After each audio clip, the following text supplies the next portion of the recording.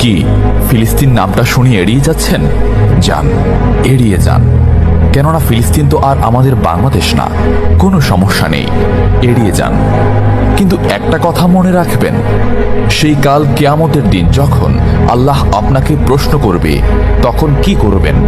কি করবেন যখন জিজ্ঞাসিত হবেন যে কেন আপনি মজলুম ফিলিস্তিনদের পাশে থাকেননি?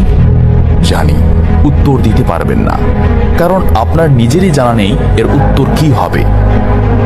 এখন হয়তো বলতে পারেন যে আমি কি করে ফিলিস্তিনে গিয়ে মজলুমদের পাশে থাকব, কি করে এত দূর গিয়ে সাহায্য করব? হ্যাঁ, এইরকম প্রশ্ন যদি আপনার মনে উদয় হয়ে থাকে, তাহলে অবশ্যই আপনার মনে অলসতা আর বজ্রে ভরা। এই আধুনিক যুগে অস্ত্রের চেয়ে পাওয়ার হচ্ছে মিডিয়া, তাই মিডিয়ায় বেশি বেশি করে তা প্রচার করুন। হ্যাশট্যাগের মাধ্যমে প্রতিবাদ করুন। এই ক্ষুদ্র প্রতিবাদ একদিন অনেক বড় প্রতিবাদ হয়ে দাঁড়াবে।